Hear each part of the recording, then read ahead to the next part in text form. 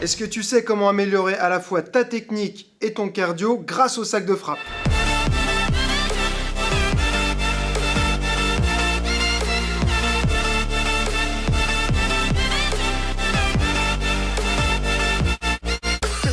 Salut, Greg Hotel pour gregotte.com. Aujourd'hui dans cette vidéo, on va voir une stratégie simple mais diablement efficace pour à la fois travailler ses enchaînements de boxe ou de boxe pied-point et en même temps son cardio. Avant de commencer, si tu es passionné comme moi par les sports de combat et que tu n'es pas encore abonné à cette chaîne, pense à le faire tout de suite.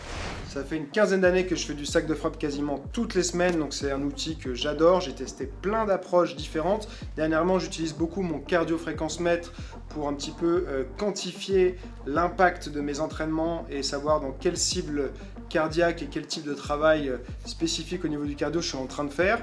Et ce que j'ai découvert en fait, c'est que parfois sur certains exercices de fractionné, je ne monte pas autant que je croyais, et j'ai trouvé donc une autre approche qui est plus intéressante, qui me permet de monter beaucoup plus au niveau du cardio quand je veux travailler dans une fourchette vraiment haute au niveau de la fréquence cardiaque.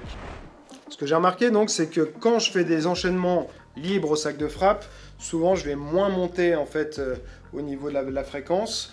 Donc pour moi, le meilleur moyen de se mettre un petit peu dans le rouge au sac de frappe, c'est de prendre un enchaînement et de faire ce même enchaînement pendant tout le round. On peut utiliser cette stratégie pour deux objectifs différents.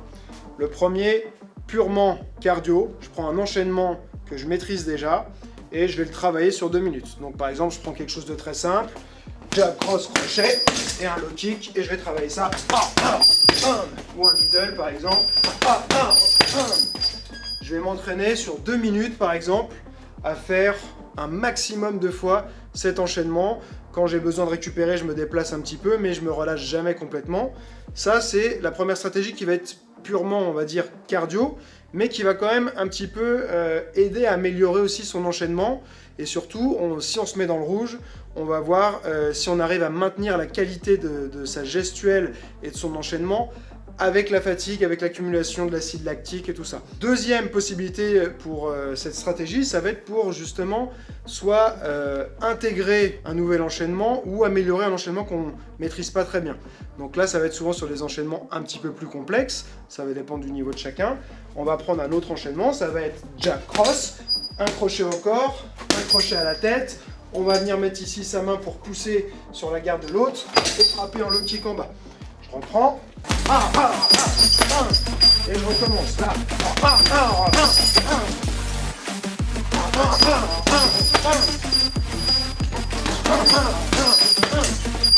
Encore une autre possibilité, par exemple, je sais que souvent, quand je fais un jab cross, je me prends un contre, j'ai du mal à esquiver ou à me protéger après, donc je vais me dire, tiens, je vais travailler ça au sac de frappe pour l'améliorer en sparring.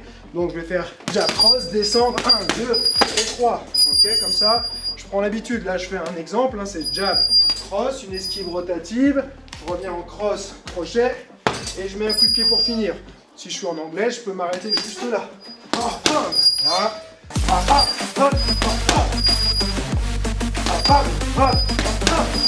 Comme je disais en début de vidéo, en utilisant ce protocole, moi c'est comme ça que j'arrive à monter le plus proche de ma fréquence cardiaque maximale. Quand je fais du travail libre au niveau des enchaînements, en général, je ne vais pas réussir à monter autant parce qu'il y a toujours des petits moments de réflexion, ou alors on met des frappes, un petit peu de transition. On ne va pas être tout le temps à 100% sur ces percussions, alors que là, on a un enchaînement défini. Je peux récupérer entre les enchaînements, mais quand je pars sur mon enchaînement, je vais essayer d'aller à chaque fois à fond et de mettre un maximum d'intensité.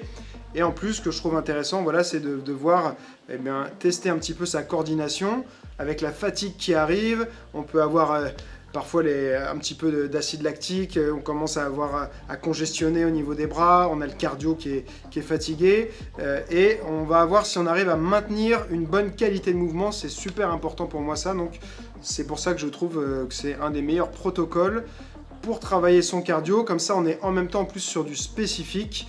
Et c'est vraiment ce vers quoi je me suis dirigé depuis plusieurs années, c'est essayer de faire un maximum du cardio spécifique qui soit le plus proche possible de la situation dans laquelle je vais devoir utiliser mon cardio.